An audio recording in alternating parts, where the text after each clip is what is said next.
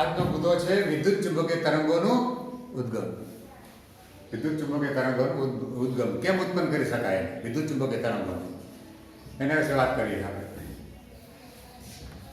કેવી રીતના ઉત્પન્ન થાય?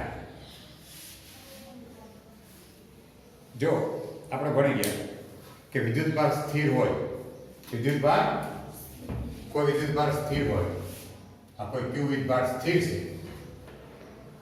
તો વિદ્યુત ક્ષેત્ર હોય ખરી આનાથી આર અંતરે, એ આપણે ભણી ગયા. આર અંતરે કોઈ બિંદુ પી હોય તો એને ક્ષેત્ર હોય E બરાબર k q r સ્ક્વેર. સાચી વાત? આ સૂત્ર વિદ્યુત ક્ષેત્ર હોય પણ એ અચળ હોય, બદલાતું થતું ન હોય, સમય એના બદલાતું નથી. આ વિદ્યુત ભાર સ્થિર છે, બરાબર, સમય એના બદલાતું નથી. બીજું કે વિદ્યુત ભાર કદાચ ગતિમાં હોય, એટલે કે પ્રવાહ વહેતો હોય, સ્થિર પ્રવાહ, અચળ ગતિમાં હોય. કેવો? વિદ્યુત ભાર અચળ ગતિમાં હોય એટલે એને પ્રવાહ કહે. આપણે શું કહે? વિદ્યુત પ્રવાહ જો અચળ હોય એટલે કે બદલાતો ન હોય, સ્થિર પ્રવાહ હોય. આ કોઈ તાર હોય, તારમાં કોઈ સ્થિર પ્રવાહ I હોય છે, I q/t. તો આપણે એ પણ ભણી ગયા કે આનાથી આર અંતરે ચુંબકીય ક્ષેત્ર હોય છે, તારથી આર અંતરે, અને એ કેટલું હોય છે? B μ0I હે ને upon 2πr. સાચી વાત? તારથી આર અંતરે આટલું ચુંબકીય ક્ષેત્ર હોય. આ r છે અંતર છે, આથી આમ યાદ રાખાય. r છે અંતર છે, I છે પ્રવાહ છે, μ0 છે એ શૂન્યાવકાશની અચળાંક છે. પાછળ ન રોવાનું જ નહીં, એને માથા પર મૂકી દે. હાય ના ના એવું કાંઈ ન હોય આમાં. હા, એવું કંઈ ન હોય. એ મનમાં કાઢ નાખો કે વાહન વહી ગયેલા સમજાય નહીં, એવું કાઢી જ નાખવાનું મગજમાંથી. કોઈ એવું હોય ને તો પૂછી લેવાનું કે સાહેબ આવું છે, આવું છે, આવું છે, એટલે આપણે ગાડી આવી એમાં કાંઈ વાંધો ના. જો આ પણ ચુંબકીય ક્ષેત્ર ઉત્પન્ન કરે પ્રવાહ, એટલે કે વિદ્યુત ભાર ગતિમાં હોય, અચળ ગતિમાં, અચળ વેગ, એટલે કે સ્થિર પ્રવાહ હોય. અહીંયા વિદ્યુત ભાર સ્થિર છે, અહીંયા વિદ્યુત ભાર ગતિમાં છે પણ અચળ વેગ છે, તેની ઝડપ અચળ છે. કેવી છે? અચળ ઝડપ, એટલે સ્થિર પ્રવાહ હોય. જો ઝડપ અચળ ન હોય તો બદલાય ઝડપ, તો સ્થિર પ્રવાહ ના કહેવાય, પ્રવાહ અસ્થાયી કહેવાય, સ્થાયી ના કહેવાય. તો પણ ચુંબકીય ક્ષેત્ર ઉત્પન્ન થાય છે. અહીંયા વિદ્યુત ક્ષેત્ર ઉત્પન્ન થાય, અહીંયા બે થાય, કારણ કે ક્યુ પણ છે અને કારણ કે અચળ ગતિમાં છે એટલે જે વિદ્યુત ક્ષેત્ર ઉત્પન્ન થાય ને એ પણ અચળ હોય. કેવું હોય છે? તો આ વિદ્યુત ક્ષેત્ર પણ ઉત્પન્ન થશે આ લાઈનમાં બધે, પણ એ પણ અચળ હશે આની જેમ. અને ચુંબકીય ક્ષેત્ર અચળ, કોઈ સમય બદલાતા નથી, સમય બદલાતા અચળ હોય, ફિક્સ હોય. આ તાર હોય, તારના પ્રવાહ પસાર થાય સ્થિર, તો એટલા અંતરે B નું મૂલ્ય સમાન હોય, સમય બદલાય નહીં. બરાબર? એ ફરતી લાઈનમાં જ્યાં જ્યાં આ અંતર હોય એટલું બધે B નું મૂલ્ય સમાન. એ રીતના એ મૂલ્ય E નું મૂલ્ય પણ સમાન હોય. વિદ્યુત ક્ષેત્ર કે ચુંબકીય ક્ષેત્ર બદલાતા નથી સમય એટલે. ક્યારે? સ્થિર હોય, અથવા વિદ્યુત ભાર સ્થિર હોય, અથવા તો અચળ ગતિમાં હોય. કેવું? અચળ વેગ હોય. તો ચુંબકીય ક્ષેત્ર અને વિદ્યુત ક્ષેત્ર ઉત્પન્ન થાય પણ સમય એટલે બદલાતા નથી. જે વિદ્યુત ચુંબકીય તરંગ આપણે ભણી ગયા એ સમય એટલે સતત બદલાય છે. તો એક વાત તો નક્કી થઈ ગઈ કે સ્થિર વિદ્યુત ભારો કે અચળ ઝડપ ધરાવતા વિદ્યુત ભારો ક્યારે વિદ્યુત ચુંબકીય ઉત્પન્ન કરી શકે નહીં. સ્થિર વિદ્યુત ભારો કે અચળ ઝડપ ધરાવતા વિદ્યુત ભારો ક્યારે ચુંબકીય ક્ષેત્ર વિદ્યુત ચુંબકીય તરંગ ઉત્પન્ન કરી શકે નહીં. તો શું? હવે આવ્યો સવાલ, અચળ ઝડપ નહીં તો ઝડપ બદલાય તો થાય? હા, તો થાય. અને ઝડપ સતત બદલાવી જોઈએ. તો એવું ક્યારે બને? તો કે ઝડપ બદલાય એનો મતલબ સીધો થયો કે પ્રવેગ. પ્રવેગ એટલે શું? ઝડપનો ફેરફાર. તો કોઈ વિદ્યુત ભાર પ્રવેગી ગતિ કરતો હોય ને, દોલિત હોય, દાખલા કે આ વિદ્યુત ભાર છે, સમજો અહીંયા છે આ ક્યુ વિદ્યુત ભાર, એ કોઈ x બરાબર 0 થી x બરાબર a લગી આમ જાય, આ ગતિ પ્રવેગી. સ્પ્રિંગમાં કેમ હોય? સ્પ્રિંગમાં પદાર્થ બાંધ્યો હતો ને આપણે, આમ તાણી અહીંથી તાણી છોડે સ્પ્રિંગ આમ થતી હતી. એની જેમ જ બ્લોકની જગ્યાએ વિદ્યુત ભાર સમજો, બ્લોકની જગ્યાએ આપણે વિદ્યુત ભાર સમજીએ. આમ એ લગી જાય મહત્તમ, આમ તમને કહી દઉં કે માઇનસ એ લગી જાય. તો આ ચોક્કસ કંપ વિસ્તારમાં એ આમ દોલન કર્યા કરે. માં સ્પ્રિંગ બળ લગાડતું હતું. કોણ? સ્પ્રિંગ દ્વારા બળ લાગતું બ્લોક ઉપર. અહીંયા વિદ્યુત ક્ષેત્ર દ્વારા બળ લાગે. કોની વીજભાર વિદ્યુત ક્ષેત્ર દ્વારા પણ દોલન કરાવે. જો દોલન થતો હોય અને આપણે ભણી ગયા કે આવી રીતના જે સરળ ગતિ કરતો હોય એનો વેગ અચળ ન હોય, એને પ્રવેગ હોય, એને શું હોય? કારણ કે વિદ્યુત ભાર આપણે ખબર હતો સ્પ્રિંગનો બ્લોક હતો અને સ્પ્રિંગની જેમ સમજીએ આપણે સપોઝ સ્પ્રિંગની જેમ સમજીએ આપણે આ સ્પ્રિંગની જેમ સમજીએ દિવાલે બાંધેલી સ્પ્રિંગ આ બ્લોકની જગ્યાએ વિદ્યુત ભાર છે તો ખેંચીને અહીં મૂક્યું તો સ્પ્રિંગ પછી આમ આમ જાય અહીંયા મહત્તમ સ્થિતિ ઊર્જા હોય પછી મેં ક્યાંથી મૂકો અહીં વેગ 0 હોય ઝડપ વેગ વધતો અહીં વેગ મહત્તમ થઈ જાય. વેગ વધે મતલબ શું થયું? એનો વેગ વધે મતલબ પ્રવેગ મતલબ શું થયું? પ્રવેગ. પછી અહીંથી આમ આવે બ્લોક આમ દબાય સ્પ્રિંગ દબાય એટલે ધીરે ધીરે વેગ શું થતો જાય? તો આ છેડે વેગ 0 આ છેડે પણ શરૂઆતમાં વેગ 0 હોય અને અહીંથી સ્પ્રિંગ ઉગો એટલે ભમ કરતી છૂટે અને અહીં બરાબર મહત્તમ થાય v બરાબર v max. તો અહીંયાથી મહત્તમ થાય એ જે બ્લોક સ્પ્રિંગનો મતલબ કે 0 માંથી મહત્તમ થી મતલબ વેગ બદલાવાનો મતલબ પ્રવેગ. તો પ્રવેગી ગતિ કરે એવી રીતના જો વિદ્યુત ભાર આમ થતો હોય તો વિદ્યુત ભારની ગતિ કેવી કહેવાય? પ્રવેગી કહેવાય. કેવી કહેવાય? અને પ્રવેગી ગતિ કરે તો પછી ચુંબકીય ક્ષેત્રનું મૂલ્ય છે એ અચળ રહે નહીં. ન વિદ્યુત ક્ષેત્રનું મૂલ્ય અચળ રહે. કારણ કે તમે બે કોર પ્રવેગી ગતિ કરે એટલે આનું વિકલન થાય. આ સમય વડે ભાંગો તો આ સમય વડે ભાંગો I by t આ d by dt સમય વડે બદલાતો ચુંબકીય ક્ષેત્ર એ રીતના વિદ્યુત ક્ષેત્ર q by t સમય વડે બદલાય એ રીતના. બહુ ઊંડો સમજવાની જરૂર નથી ટૂંકમાં. ગતિ પ્રવેગી જો હોય કેવી અને દોલિત થતો વીજભાર આમ વિદ્યુત ભાર આમ થતો હોય તો એ ગતિ છે એ પ્રવેગી ગતિ હોય. કેવી હોય? કારણ આમ થાય મતલબ હું અહીંથી આમ ગયો આમ હાલ્યો જ ન ગયો આમ કઈ અટકી ગયો? અહીં વેગ 0 હોય તો અટકી ગયો ને નકર તો આમ ના આવ્યો છે. અહીં વેગ 0 થી ગયો અટક્યો હવે પાછો આમ આવે અને એવું શેમાં થાય ખબર? એસી પ્રવાહમાં. શેમાં થાય એવું? ઉલટ સુલટ પ્રવાહમાં એવું થાય. ડીસીમાં એવું થતું નથી. એક જ દિશામાં પ્રવાહ હોય તો પાછો આવે છે. વિદ્યુત ભાર એક જ દિશામાં વહેતો હોય આમાં ઓલી બેટરીમાં એવું થાય. બેટરી જોડીને આપણે તો એક જ દિશામાં અહીંથી આમ જાય આ પરિપથ જોડો હોય અહીં બલ્બ હોય અહીં પછી બેટરીને છોડો તો વિદ્યુત ભાર આમ ગયો આમ કે એક આખો આટો કરે આમ લેવા આમ પાછો ના આવે. બેટરીમાં એવું થાય એક જ દિશામાં પ્રવાહ હોય અને ડીસી ગઈ ડાયરેક્ટ કરંટ એમાં એવું થાય. પણ જ્યારે તમે વચ્ચે જનરેટર જોડો આપણે ભણી ગયા જનરેટર એસી જનરેટર તો ઉલટ સુલટ પ્રવાહ હોય. ઉલટ સુલટ પ્રવાહ શું થાય કે દરેક જગ્યાએ ઇલેક્ટ્રોન હોય ને એ આમ જાય દિશા આમ હોય આમ જાય પાછો આમ આવે આમ થાય દરેક જગ્યામાં આમ થાય એને કંપિસ્તાર છે. આખી લાઈન હોય આવે હું કહું આ એસી ઉદ્ગમ સ્થાન આવું છે પાવર આપણે આવે છે જનરેટરમાંથી ત્યાં આ એસી અહીં તમે સમજો કે આપણે બલ્બ જોયું બરાબર તો અહીંયા જે ઇલેક્ટ્રોન હોય ને આ બધા ઇલેક્ટ્રોન હોય આખી લાઈનમાં હોય એવું નથી કાંઈ હોય. આ કોના જેવું છે તમને એમ કે આ ઇલેક્ટ્રોન એક વાર આવે નહીં આખી લાઈનમાં ભરેલું હોય. પાણી લાઈન ભરેલી હોય આખી પાણી લાઈન ખેતરની ભરેલી હોય ફૂલ આમ સ્થિર હોય પણ છેક લગી પાણી ભરેલું હોય. હવે તમે મોટર લગાડો તો હું આ મોટર પાસે જે પાણી છે પંપ પાસે એ પાણીના અણુમાં પૂગે ત્યાં જ પાણી નીકળશે. આગળ હોય ત્યાં ઊંચા પૂગી જાય કે નહીં? જેવો ધક્કો લાગે ઓલો અહીંથી એટલે આગળના હોય એને ધક્કો લાગે બધાય મંડે એકાયર જેટલા પાણીના અણુ છે એ બધા એકાયર ગતિ કરતા હોય તો એક જ દિશામાં હોય હા લાઈન ધક્કો બધે હકો લાગે એટલે આ બધા ઇલેક્ટ્રોન હોય બધે આ લાઈનમાં તો દરેક ઇલેક્ટ્રોન છે ને એ તમને કંઈક દિશા બદલા કરે. કાંઈક એસી પ્રવાહ ઉલટ સુલટ આમ પ્લસ માઇનસ આ રીતે સાઈન આકારનો હોય પ્રવાહ. સાઈન આકાર આપણે ભણી ગયા પ્રવાહ તો પેલા પ્લસ થાય આ પ્લસ મહત્તમ થાય પાછો 0 થાય પાછો ઋણ આ દિશા બદલી ઋણમાં આવી ઋણમાં મહત્તમ થયું ઋણમાં ઘટ્યું પાછું 0 થયું વળી પાછી દિશા બદલી.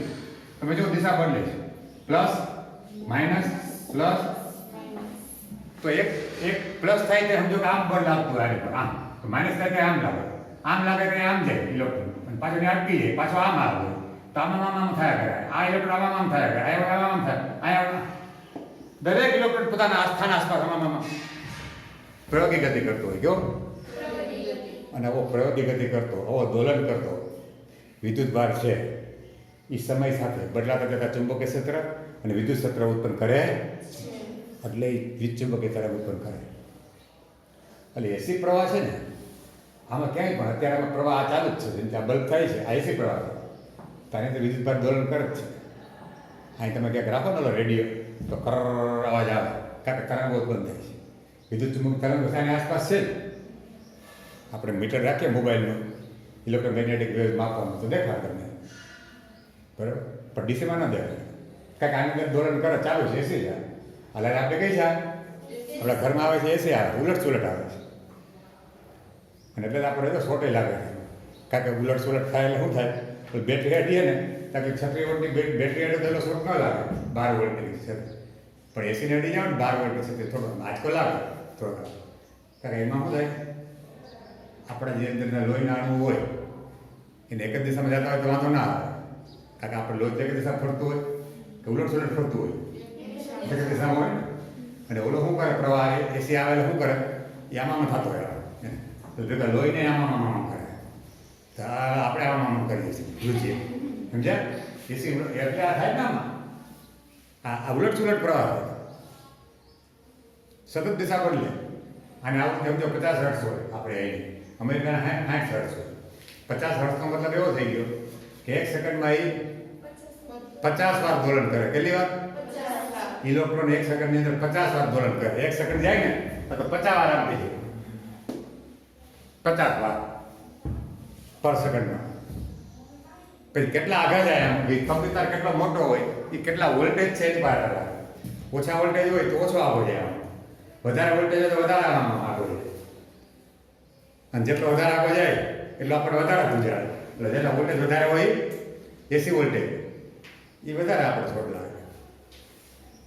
એટલે જો મોટા મોટા 220 કિલો વોલ્ટ ને એસી વોલ્ટેજ હોય એટલે થાંભલા જો કે આપણા ઘર પાસે નહીં થાય, એટલે રોકેટ જેવા હોય, આમ અત્યારે વિસ્તારમાં મૂક્યા હોય. મતલબ આપણી પાસે જે લાઈન આવે ને વધારે 11,000 વોલ્ટની હોય. કેવી?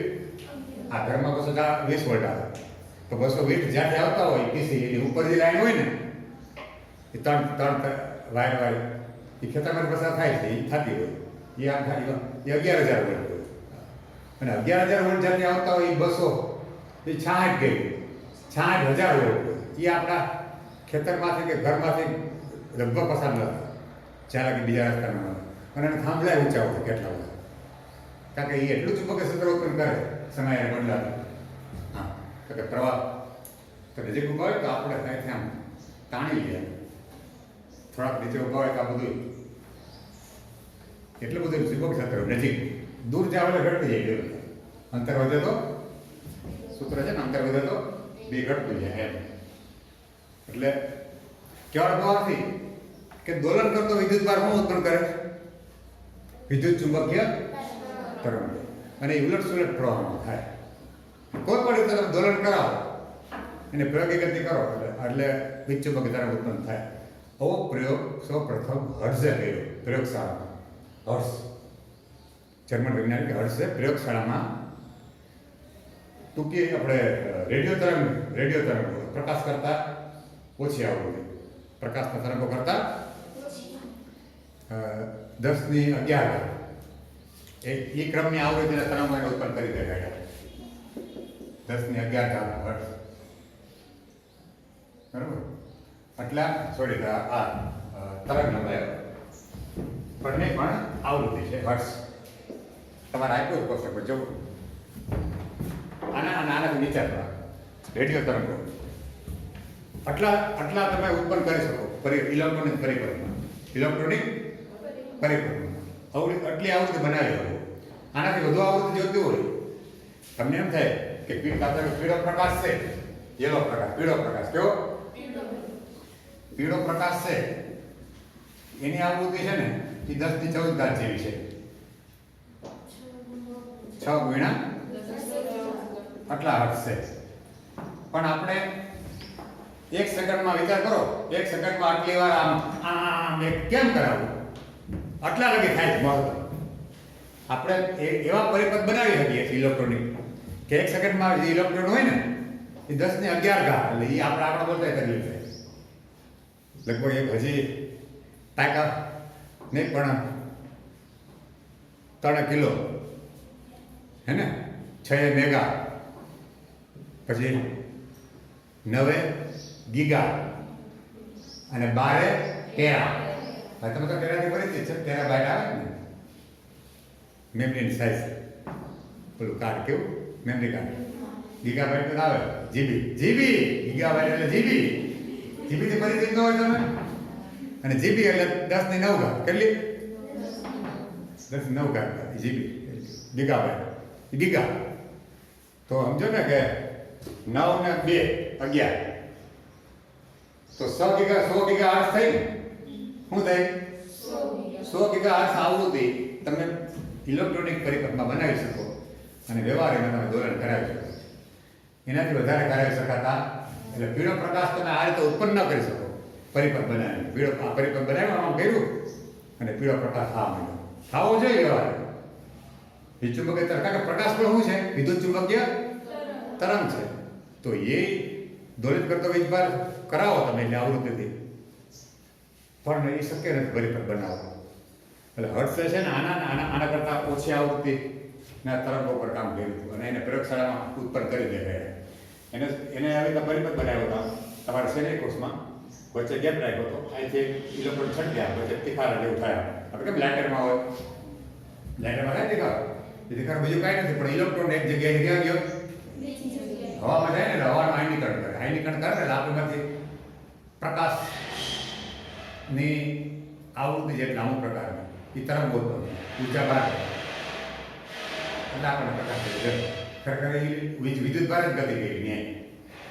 એટલે એને એક જગ્યાએ જાય તો વોલ્ટેજ આપે, અહીંથી વિદ્યુત બહારને અહીં ખેંચાયો. પણ જેવો હવામાન પસાર થયો ને તો એ અને એ જે ગતિ હતી એ પ્રયોગિક હતી. કેવી? મેં કીધું એમ પ્લસ માઇનસ અહીંથી આમ જાય ને અહીંથી આમ જાય, ટકા એવી તમારે શ્રેણીમાં કોર્સમાં વધારે જતો નથી.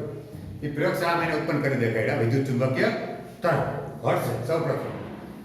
ત્યારબાદ જગદીશચંદ્ર બોઝ, ભારતનો વૈજ્ઞાનિક, એને 25 મિલીમીટરથી 5 મિલીમીટર તરંગ. જો તરંગલંબાઈ અલગ વસ્તુ છે, આવૃત્તિ અલગ વસ્તુ છે, એનો સંબંધ પણ છે બે વચ્ચેનો. એટલે બેને ભેગો ન કરવું, મિક્સ ન કરવું. આપણે વેગ જાણીતો હોય, પ્રકાશનો વેગ c, તો આ વેગ છે. વેગ બરાબર શું થાય? અંતર ભાગ્યા સમય. આપણને અંતર ભાગ્યા સમય આપણને યાદ ન રહે ને સૂત્ર, તો આવી રીતના મેળવી લેવાય રફકામમાં. હવે અંતર એટલે લેમડા. તરંગલંબાઈ અંતરમાં હોય કે નહીં? તરંગલંબાઈ શેમાં હોય? અંતરમાં. તો અંતર જગ્યાએ લેમડા મૂકી દેવાય. આ તરંગલંબાઈ બરાબર. અને 1/સમય એટલે આવૃત્તિ થાય કે નહીં? અહીં કાંઈ ન હોય તેવડો હોય કે નહીં? તો 1/સમય એટલે આવૃત્તિ. તો આવૃત્તિ એક. તો જો આ સૂત્ર છે, આવૃત્તિ અને તરંગલંબાઈ વચ્ચે આ ચડવી. પ્રકાશનો વેગ બદલાય નહીં. શૂન્ય અવકાશમાં માધ્યમ બદલે બદલાઈ જાય, માધ્યમમાં ફેર પડે. પ્રકાશનો વેગ શૂન્ય અવકાશમાં અચળ છે. તો જો આ વેગ બરાબર તરંગલંબાઈ ગુણ્યા આવૃત્તિ. લેમડા છે શું છે? તરંગલંબાઈ છે. લેમડા શું છે? એક છે આવૃત્તિ, ફ્રીક્વન્સી. કહેવાનો ભાવ છે કે પછી જગદીશચંદ્ર બોઝે પ્રયોગશાળામાં આટલી તરંગલંબાઈના 25 mm થી 5 એને પણ હર્ટ્ઝની જેમ એનું કામ પણ પ્રયોગશાળા પૂરતું સીમિત નહીં. ત્યાં ઉત્પન્ન કર્યા, બહાર લાવી શક્યા નહીં. પણ બહાર લેવાનું કામ કોણે કર્યું? નહીં, એને પ્રયોગશાળા પર ગુગલીએમો માર્કોની એને બહાર વ્યવહાર ટ્રાન્સમીટર બનાવી અને અમુક કિલોમીટર લગી આવે દૂર એ તરંગો મોકલ્યા, પ્રસારિત કર્યા. વિદ્યુતચુંબકીય તરંગો ઉત્પન્ન કર્યા અને વળી પાછા પ્રસારિત પણ કર્યા બહાર. અને એને ઉપયોગ પણ કર્યો, આમ રેડિયોનો સિગ્નલ મેળવ્યું વ્યવહાર. અહીંથી બોઇલરમાં સંભળાવ્યું, એવું બધું ટેસ્ટિંગ કર્યું. ત્યાંથી રેડિયો આ આધુનિક સંદેશાવ્યવહાર આધુનિક સંદેશાવ્યવહાર વાયરલેસ એનો જન્મ થયો. એ ક્રાંતિનો જેને આપણે અત્યારે સાક્ષી વાયરલેસ છે ને, અત્યારે બધું આડે પડે જ આવે. વિદ્યુત ચુંબકીય તરંગો ઉપર જ આવે બધું. કહેવાનો ભાવ હું તો સમજાવતો હોય ને એમાં બહુ ચોપડીમાં જાઓ ને તો મજા તમને એમાં લાગે કે આ બધું શું છે આમાં કેમ લખવું પડે. સીધી વાત યાદ રાખવાની સાર કે સ્થિર વિદ્યુત ભાર હોય કે અચળ વેગ ધરાવતો હોય એ વિદ્યુત ચુંબકીય તરંગ ઉત્પન્ન કરી શકે. વિદ્યુત ચુંબક ઉત્પન્ન કરવો હોય તો વિદ્યુત ભારની ગતિ કેવી હોવી જોઈએ? પ્રવેગી હોવી જોઈએ. કેવી હોવી જોઈએ?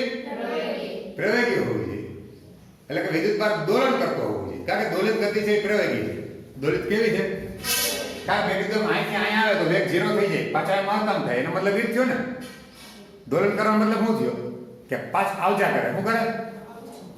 તો આવજા ત્યારે જ કરે કે એક જગ્યાએ વેગ 0 થાય વળી પાછો આમ છે તો વેગ બદલાવો એટલે પ્રવેગ. ગતિ પ્રવેગી હોય અને પ્રવેગી ગતિ કેમાં શક્ય છે? ઉલટ સુલટ પ્રવાહમાં. શેમાં? ઉલટ સુલટ પ્રવાહમાં. તો પ્રવેગી ગતિ કરતો વિદ્યુત ભાર છે એ વિદ્યુત ચુંબકીય તરંગો ઉત્પન્ન કરે છે. અહીંયા ઉદ્ગમની વાત હતી ને એટલે મેં વાત કરી કે ઉત્પન્ન કેમ થાય છે. તો બસ આ અટણ ટૂંકું એટલું જ રાખવું પડે આપણે, બરાબર. અને મુદ્દો છે જો એમાં છે ને એવું તમારે ટેક્સ્ટબુક છે જરા વાંચી જાઓ, બરાબર. મેં વાત કરી છે એ જ છે. મેં વાત પ્રયોગશાળામાં ક્યારેય દોલિત ગતિ કરાવીને પ્રકાશ ઉત્પન્ન કરી શકાતો કારણ કે આધુનિક પરિપથમાં પણ આધુનિક પરિપથ હજી એટલી આવૃત્તિ ઉત્પન્ન કરી શકતો, એટલી આવૃત્તિ દોલન ન કરાવી શકે વિદ્યુત ભારને. મહત્તમ ક્યાં લગી કરાવી શકે છે? 10⁻11 લગી દોલન કરાવી શકે. એટલે આપણે આધુનિક ઇલેક્ટ્રોનિક પરિપથ વડે પણ આવા પ્રકાશની આવૃત્તિ પ્રકાશ જે આવૃત્તિ જેટલા વિદ્યુત ચુંબકીય તરંગો મેળવી શકતા નથી. એને મેળવવાની રીત બીજી છે, આમને મેળવી શકીએ. તો મારે લગભગ કહેવાનું બધું એમાં આવી ગયું છે. તમે વાંચશો તમને ખ્યાલ આવશે, બરાબર. મેન વસ્તુ સમજાવવાની હતી.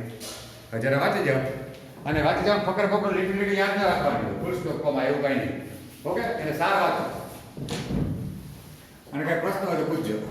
તમે પૂછજો વોટ્સઅપમાં.